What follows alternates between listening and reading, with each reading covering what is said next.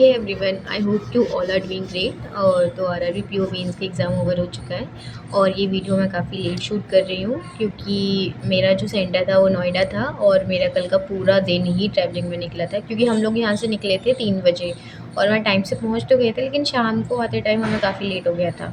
तो एग्ज़ाम के बारे में बात करें तो सबका सेक्शन सेम ही ओपन हो रहा था, लाइक सबका रीजनिंग पहले ओपन हो रहा था, then computer, then GS, and then English में ऑप्शन आ रहा था, इंग्लिश और हिंदी का, एंड देन मैथ्स ओपन हो रहा था। ठीक है, तो मेरा सबसे पहले रीजनिंग ओपन हुआ। रीजनिंग में क्या था, सबसे पहले ही 2 क्वेश्चन मेरे क्रिटिकल रीजनिंग के थे, बट मैं क्रिटिकल रीजनिंग यूजुअली अटैम्प्ट नहीं करती हूँ क्योंकि उसमें क्या रहता है ना, कभी थोड़ा डाउट सा रहता है, उसमें श्योरिटी नहीं मिलती है कि सही है कि नहीं है। तो क्रिटिकल रीजनिंग के मैंने स्किप कर दिए थे। बाकी मेरा नेक्स्ट जो ओपन हुआ था वो एक पज़ल ओपन हुआ था, वो वाला पोस्ट वाला, जो पोस्ट बेस्ड पज़ल पज़ल था वो मेरा बन गया था, उसके क्वेश्चंस मैंने सारे अटेम्प्ट किए। एंड देन फिर एक और पज़ल ओपन हुआ था, वो था वास वाला, कुछ वास करके था, उसमें मुझे एक ही फिगर वो वर्ड याद है उसमें, वास। ठीक है, तो वो वास वाला मेरा भी बन गया था। और देन मेरे सिलॉक्स के 3 क्वेश्चन थे, सिलॉक्स के, वो मैंने तीनों अटेम्प्ट कर लिए थे। और जो एक का मुझे आंसर याद है, उसमें था कि एक फर्स्ट वाला फॉलो हो रहा है और 2 और 3 में आइदर और आ रहा है, लेकिन ऑप्शंस में ये ऑप्शन था ही नहीं। मतलब फर्स्ट और 2 और 3 वाला ऑप्शन था नहीं उसमें, उसमें से ऑप्शन था कि 2 और 3 आइदर और का ऑप्शन था बस।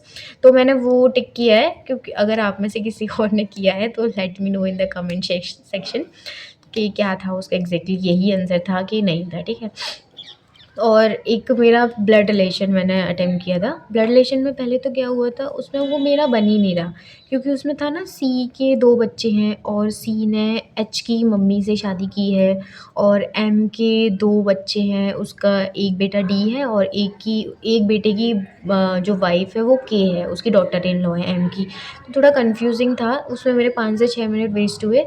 और बट लास्ट में वो थोड़ा सा मेरा बना था, तो मैंने उसमें 2 क्वेश्चन मेरे बन रहे थे, 2 क्वेश्चन मैंने उसमें से कर दिए थे। ठीक है, बाकी 1 2 और थे, 2 क्वेश्चन और थे उसमें, शायद वो मेरे नहीं हुए थे।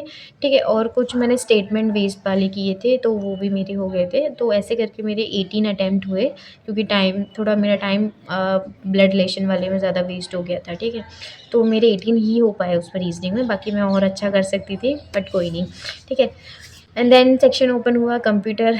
और भाई कंप्यूटर तो पता नहीं क्या ही था उसमें। तो मैंने क्या किया था, कंप्यूटर मैंने पहले से पढ़ी नहीं थी।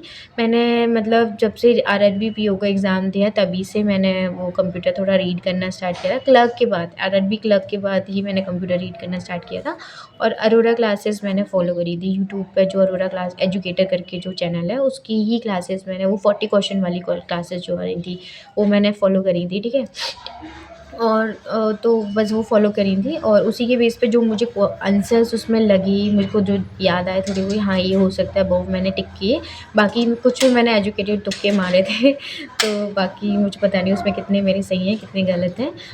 तो मेरे जो उसमें अटैम्प्ट हुए थे वो 20 मैंने अटैम्प्ट्स किए थे। ठीक है, एंड देन सेक्शन ओपन हुआ जीएस का। जीएस का वैसे सब तो बोल रहे थे कि ईजी है, बट मेरे को अपनी साइड से इतना ईजी नहीं लगा था क्योंकि उसमें स्टैटिक पोर्शन ना बहुत ज़्यादा दे दिया था। ठीक है, और मैं पढ़ के गई थी कि लास्ट कुछ मंथ्स के मैं जो दे रखे थे करंट अफेयर्स, वो मैं पढ़ गई थी। स्टैटिक मेरा इतना स्ट्रॉन्ग नहीं है, बाकी मैंने स्टैटिक में भी कुछ तुक्के से मार दिए थे। तो और मैंने घर आके चेक किया तो मेरे तुक्के सही थे। तो मतलब जीएस में अगर मैं देखूँ तो मेरे काफ़ी सही हैं और कुछ ही मेरे क्वेश्चंस गलत होंगे जीएस में। और जीएस में मैंने 25 मैंने क्वेश्चंस किए थे। ठीक है, एंड देन ओपन हुआ इंग्लिश का।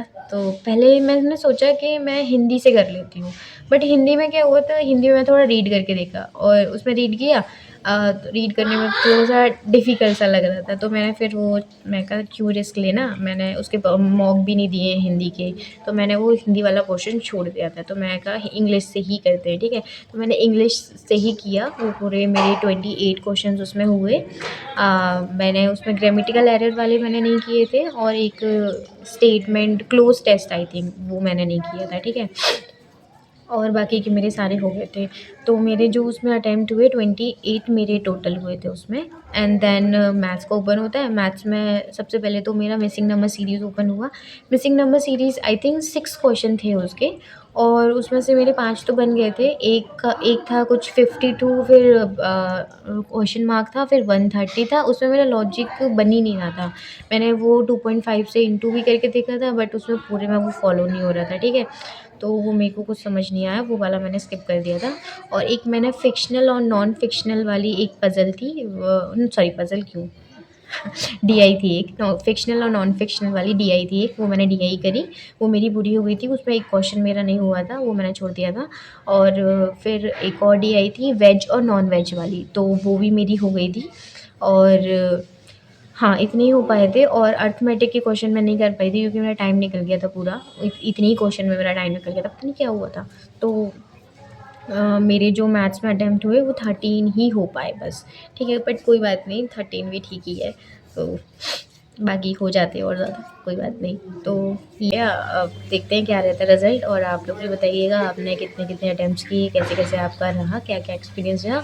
मेरा जो ये एग्ज़ाम है साल का सेकंड था मेंस का, क्योंकि मैंने पहले एक आप आईबीपीएस क्लर्क मेंस भी मैंने अभी दिया है, उसका अभी रिज़ल्ट भी नहीं निकला है। तो देखते हैं उसमें क्या रहता है और इसमें क्या रहता है। और बाकी ऑल द बेस्ट आगे के एग्ज़ाम्स के लिए। और 2026 में है अब तो आरआरबी क्लर्क मेंस, देखते हैं अब उसमें अपीयर होते हैं कि नहीं होते।